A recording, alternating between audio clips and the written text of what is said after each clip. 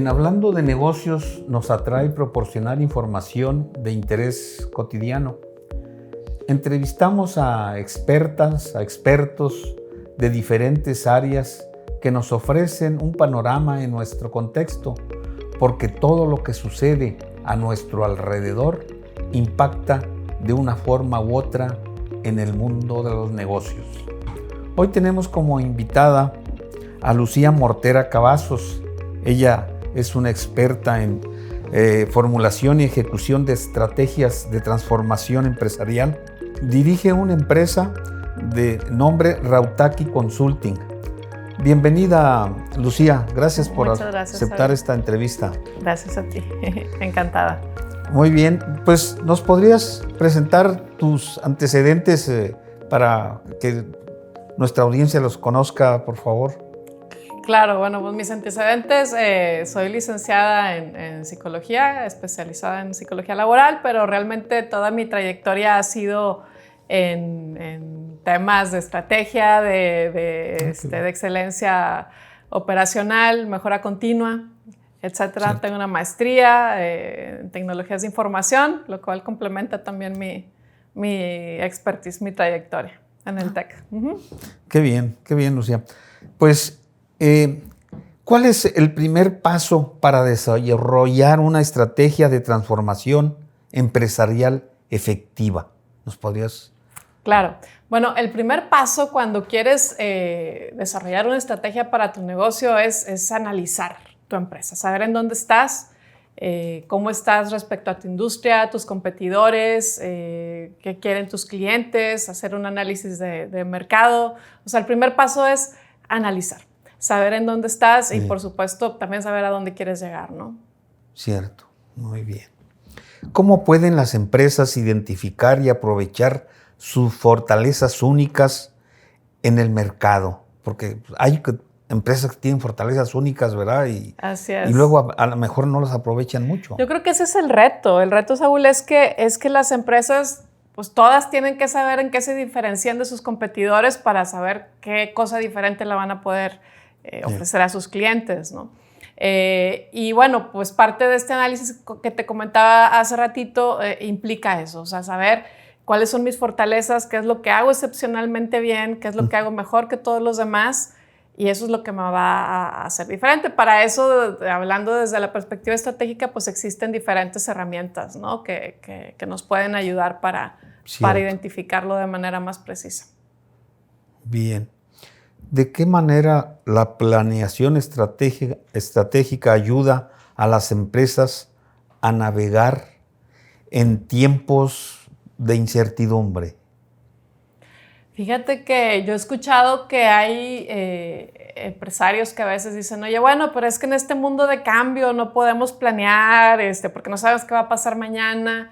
Y mi respuesta siempre es que entre más turbulentas las aguas, mayor control del barco hay que tener. Entonces, tienes que saber a dónde vas, tienes que tener muy claro el rumbo, tienes que tenerlo muy establecido, justamente porque entonces necesitas analizar diferentes escenarios y saber qué vas a hacer, dado el momento en cada una de las cosas, ¿no? Entonces, no sé si eso responde.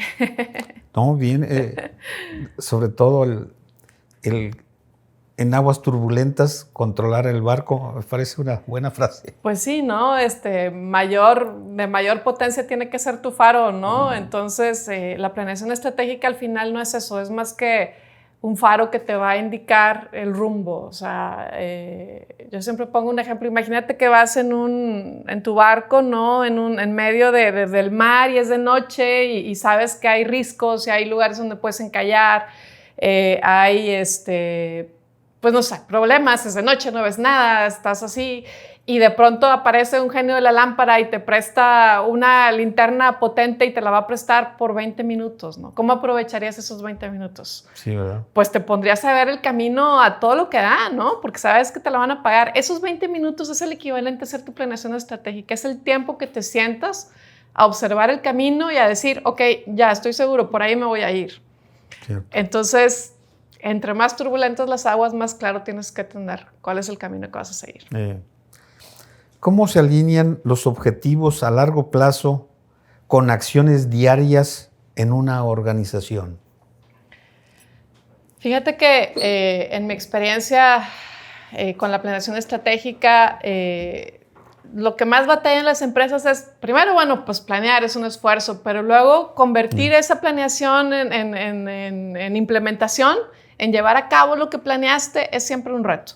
Cierto. ¿Qué es lo que necesitas para eso? Tienes que diseñar tu sistema de gestión. Es decir, vas a planear tu sistema de juntas, por ejemplo, cada cuándo le vas a dar seguimiento. Tienes que establecer indicadores para saber si estás llegando o no estás llegando, lo que también le llaman KPIs, otros en otra modalidad se le puede llamar OKRs, miden diferentes cosas, pero al final tienes que tener indicadores y tienes que tener un sistema de gestión o de administración con tu equipo de trabajo para que sepamos cada cuándo tenemos que estar analizando el rumbo y ver cómo vamos.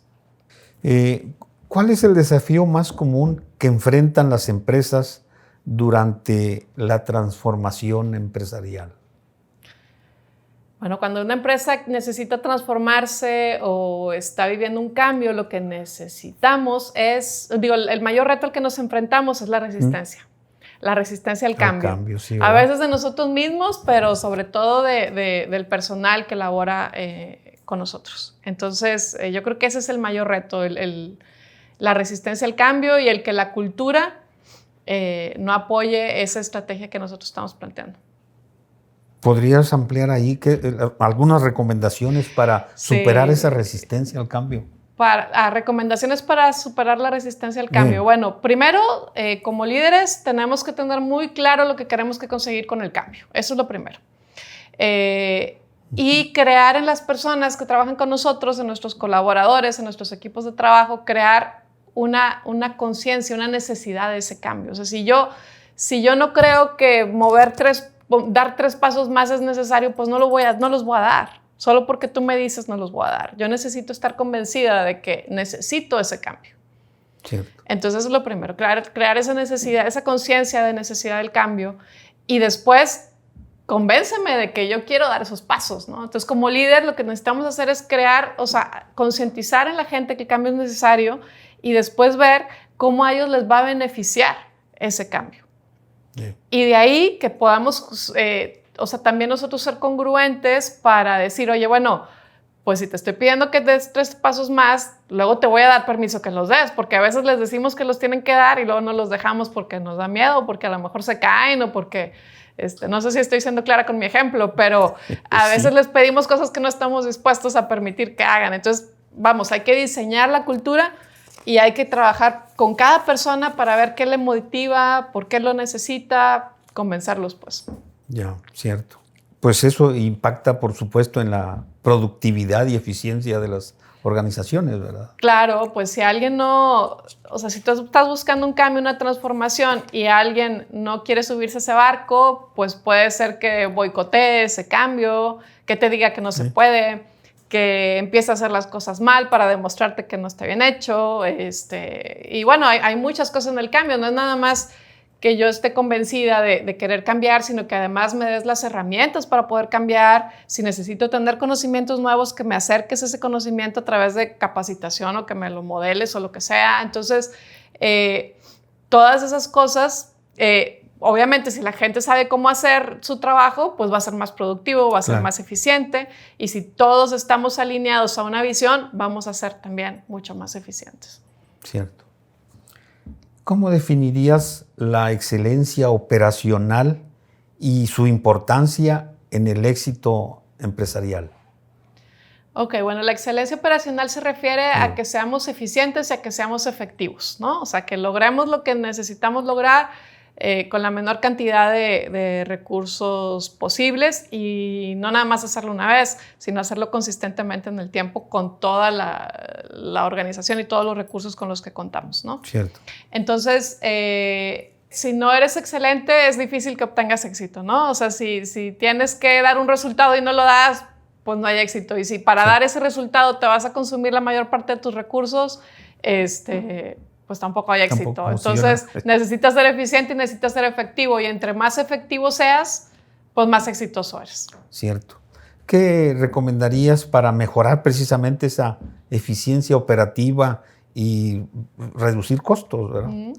Bueno, Para empezar, creo que algo muy importante que tienes que tener si quieres ser excelente en tu operación es tener una planeación estratégica, saber a dónde vas.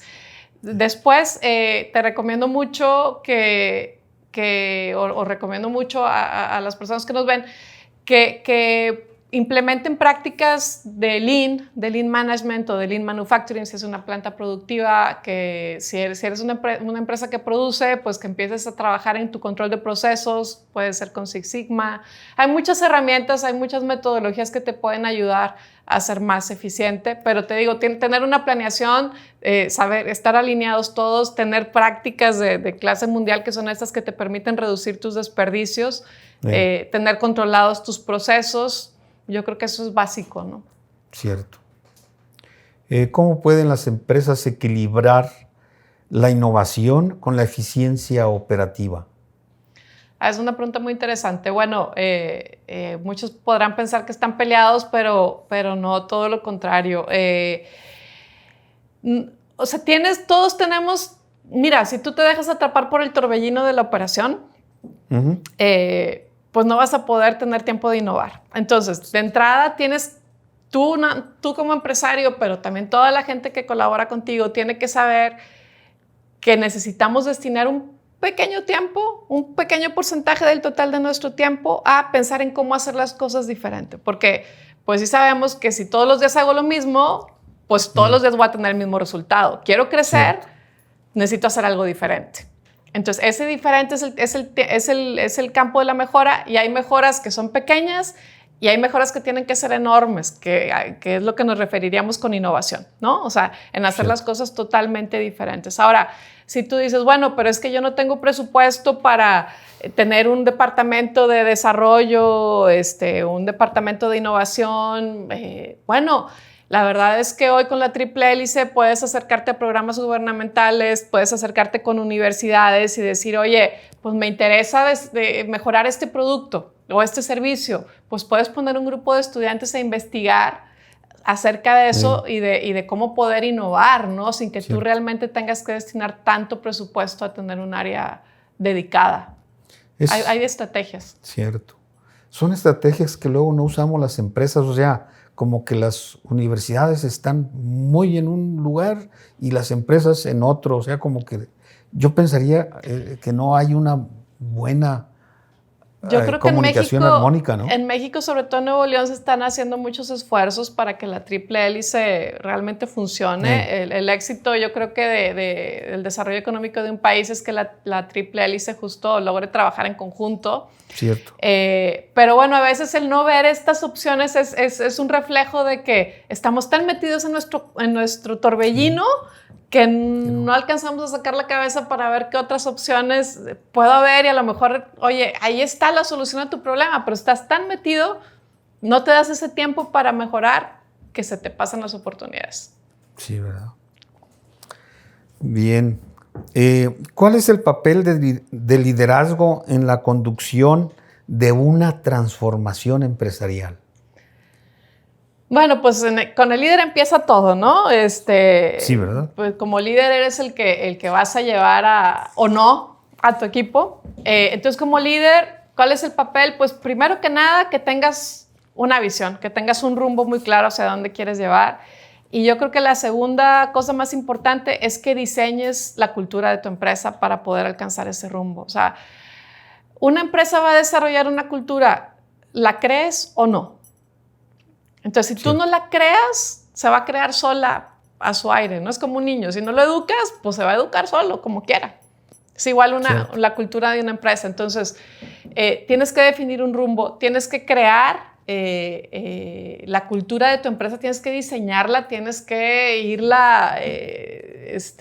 pues ir sentando los pasos y las bases, y luego de ahí pues ser congruente, ¿no? O sea, permitir un espacio de confianza psicológica donde la gente pueda prosperar, un espacio en donde los fracasos se tomen como aprendizaje. Entonces, ¿por qué? Porque el cambio implica que me voy a equivocar, porque estoy aprendiendo a hacer las cosas. Entonces, si voy a castigar cada vez que alguien se equivoque, pues no va a haber cambio, porque nos va a dar miedo a hacer las cosas diferentes. Cambio implica ser diferente, ¿no? Entonces, necesitamos crear ese espacio seguro para que la gente pueda equivocarse, aprender hasta que domine el cambio. Cierto. Algo ya casi lo has citado, pero tengo aquí cómo el líder puede fomentar la innovación y el pensamiento creativo en su equipo y en sus ejecutivos, vaya. Yo creo que lo primero y lo que más trabajo nos cuesta es justo, así en términos muy técnicos se llama confianza psicológica, pero es este espacio en donde yo pueda tener permiso de ser quien soy y pueda tener permiso de equivocarme al estar aprendiendo cosas nuevas, ¿no? Entonces, a veces nos cuesta mucho trabajo porque en nuestra cultura estamos acostumbrados que fallar o equivocarme es sinónimo de fracasar. Y no es así. O sea, equivocarme, estoy obteniendo un aprendizaje, como decía a Edison, ¿no? Que le atribuyen esto de que, pues bueno, me equivoqué tantas veces, pero tuve tantos aprendizajes equivalentes. Entonces, yo creo que eso es lo primero, o sea, crear eso. Bien. ¿Podrías compartir un caso de éxito, de transformación empresarial en el que hayas participado? Sí, fíjate, pues se me ocurre algo que no tiene que ver, a veces pensamos que toda la transformación tiene que ver más con tecnología, pero muchas veces es de mindset. Me tocó alguna vez trabajar con una empresa de la rama de la construcción, en donde no tenían, digamos que los líderes de la organización no estaban muy empapados de las necesidades reales de su usuario final.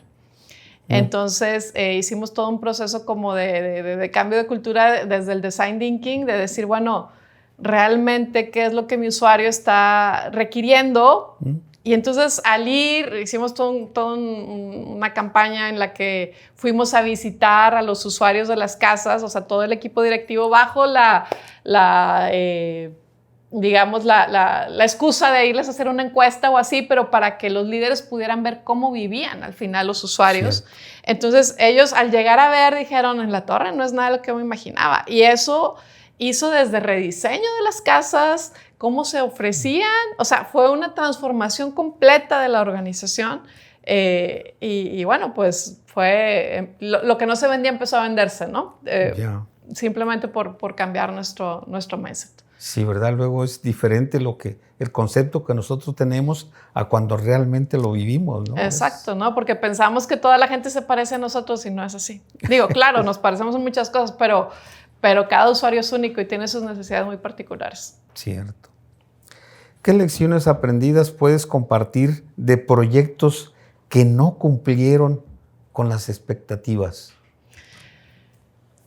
Yo creo que, o sea, cuando hablamos de planeación estratégica en particular,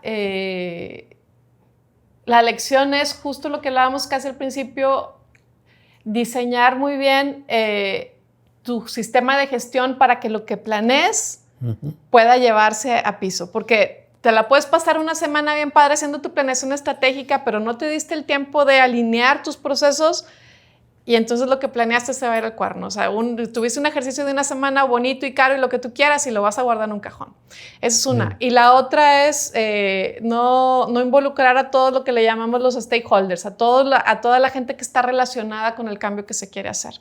Pensamos que todo el mundo va a apoyar o pensamos que todos sabemos lo que vamos a hacer y no. O sea, hay que hacer una lista de todos los involucrados en un cambio. Sí. Y ver qué es lo que cada interesado busca, porque no es el mismo interés que busca tu empleado, que tu accionista, que tu cliente, que X. Entonces hay que ver cuál es el interés de cada uno en el cambio y trabajar específicamente en la necesidad de cada stakeholder. Yo creo que cuando no se hace eso, ha sido un aprendizaje grande de que las cosas no resultan bien al final. Cierto. Bien. ¿Qué tendencias ves que están emergiendo en la gestión estratégica y la transformación empresarial?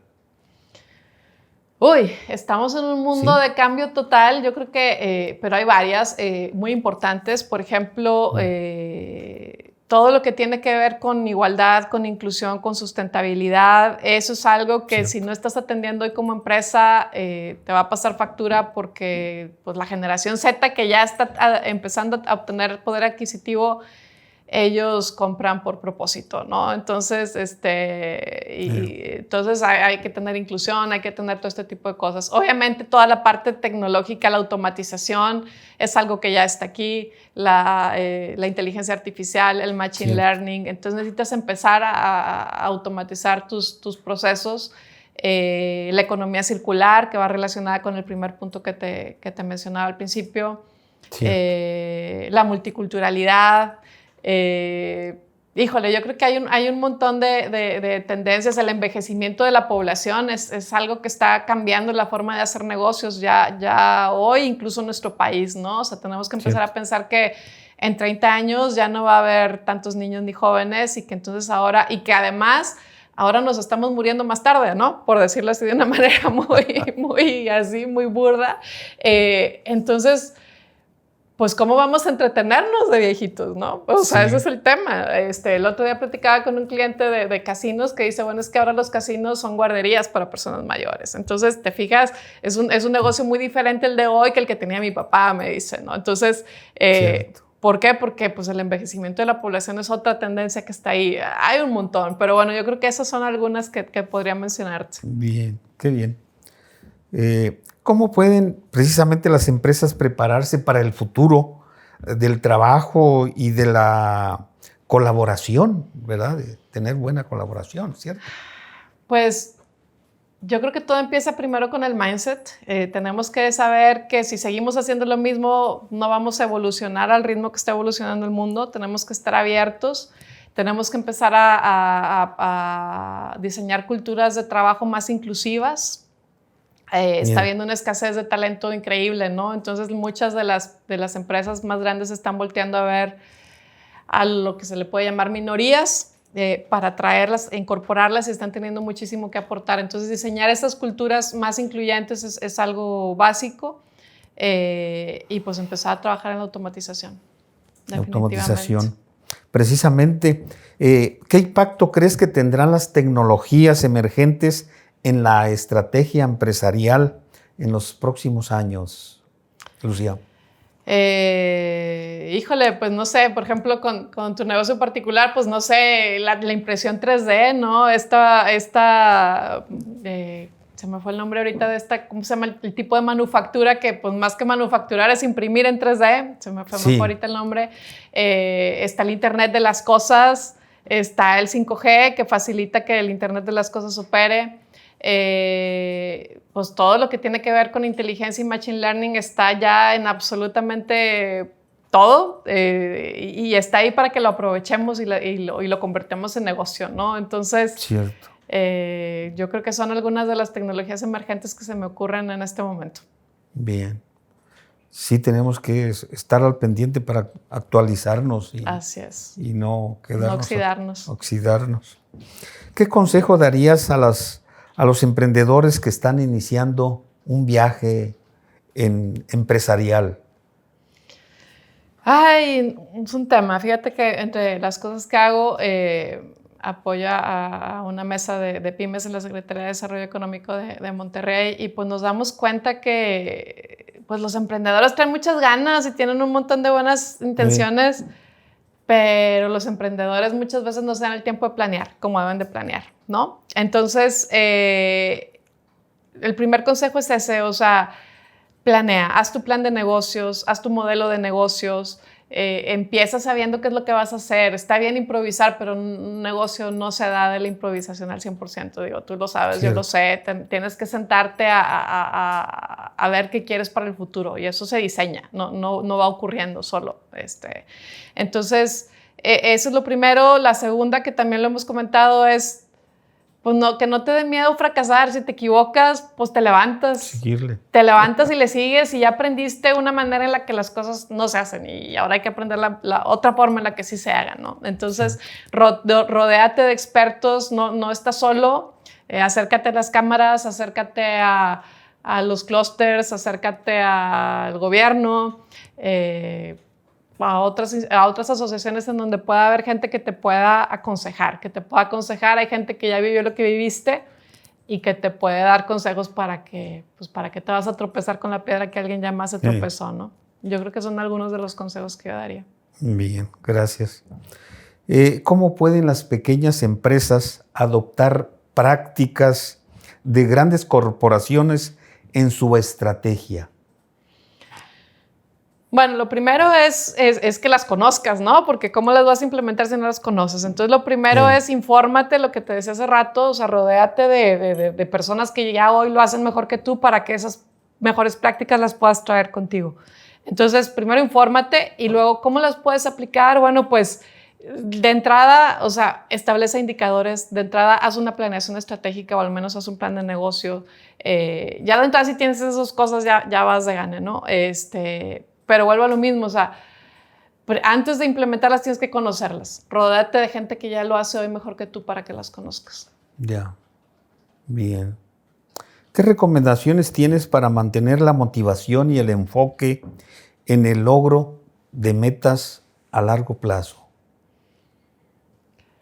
Pues otra vez, este mindset de que de que equivocarse no es fracasar, eso es lo primero, o sea, te vas a caer.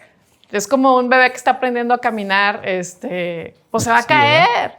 A fuerza, o sea, te vas a caer, no una, te vas a caer varias veces. El chiste es qué tan protegido estás y qué tanto te preparas para que la caída no te duela tanto. O sea, es decir, que un golpe pues te dé gripa, pero no te mate de pulmonía, ¿no? O sea, esa es una. Y lo mismo, o sea, ¿cómo te mantienes motivado? No estando tú solo, rodéate de gente que te va a apoyar y aconsejar, no de los que te dicen, no, ¿cómo se te ocurre? Y eso no va a jalar, no, esas personas elimínalas, pero sí de los que te pueden ayudar a encontrar siempre el cómo sí. El cómo sí es lo importante, buscar el cómo sí. ¿Se podría pensar que son pocas las empresas que tienen una planeación estratégica? ¿Tienes alguna idea de qué porcentaje de empresas sí hace planeación eficiente y qué porcentaje no lo hace? Pues fíjate, planeación eficiente es un tema. Los que hacen planeación, quitémosle lo eficiente, los que hacen, la estadística de los que hacen planeación anda entre el 47 y 50% de las empresas que se han encuestado, ¿verdad? Pero de ese 40-50% de personas que hacen planeación, digamos que es una planeación muy jerárquica. ¿A qué me refiero con planeación? Que el dueño de la empresa dijo que lo que se iba a hacer y lo informó, ¿no? Entonces, un proceso de planeación estratégica para que sea más efectivo no debe de ser solo del dueño, sino debe de salir de un equipo de la empresa. Entonces, de ahí, o sea, de ese 50, el 36% es una planeación jerárquica. Vamos, que es más bien como un mandato que un ejercicio de análisis estratégico. Yeah. Y luego todavía de ese 50% que planea, independientemente de cómo, más o menos el 40%, o sea, estaríamos hablando de un 25% de la totalidad, son los que tienen la capacidad de implementar, o sea, de llevar la ejecución de esa planeación estratégica a cabo. Pues sí, hay muchas empresas que no planean, o sea que tienes mucho trabajo por delante, ¿no? Sí. El tema es que nos atrevamos a hacer el ejercicio, ¿no? A veces, si te fijas, planeación estratégica está compuesta de dos palabras, planeación y análisis. La parte más importante de la planeación es el análisis estratégico. Y ese análisis estratégico es el equivalente a lo que te comentaba de ese espacio que te da el genio maravilloso cuando estás en la oscuridad. Es esos 20 minutos o esa semana o 2 o 3, no sé, el tiempo que te lleve, esos meses que te vas a tomar para analizar estratégicamente la posición de tu negocio, es lo que te va a permitir marcar una diferencia, encontrar tus ventajas competitivas y saber cuál es el camino en el que no te vas a golpear al menos tanto. Cierto. Muy bien. Gracias, Lucía. No, estamos por terminar la entrevista, Lucía. Creo que hemos tocado un universo grande de la planeación estratégica. ¿Tendrías algo que agregar para nuestros videntes? Pues lo que tendré que agregar es que la planeación estratégica es un proceso muy necesario.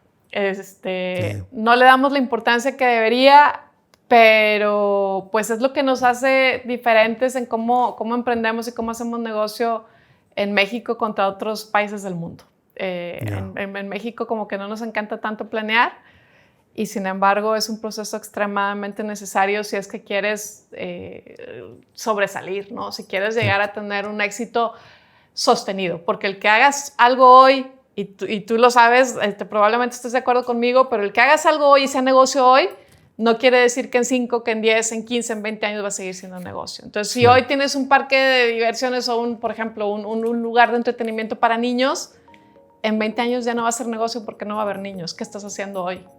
Cierto. Entonces, la planeación es algo muy necesario. Eso es lo que yo agregaría. Sí, dices que en México no planeamos mucho. Luego lo manejamos por ocurrencias, ¿no? O sea, no sé si te suena esa palabra, se ha mencionado mucho últimamente, ¿no? Así es, eso sí. Bien, pues gracias Lucía por participar en esta entrevista. Agradecemos tus conceptos, creo que nos van a ayudar mucho a todos nuestros seguidores. Muchas gracias a ti, Saúl, por el tiempo, por la oportunidad y pues cualquier cosa, aquí estamos. Muy amable, gracias. Amigos, les agradecemos que nos sigan en nuestro blog, donde les presentaremos más información interesante como lo que ahora les estamos presentando. Recuerden distribuir esta información a quien crean ustedes que les pueda ayudar. Hay muchos conceptos buenos que espero les sean útiles. Hasta pronto, que la pasen bien.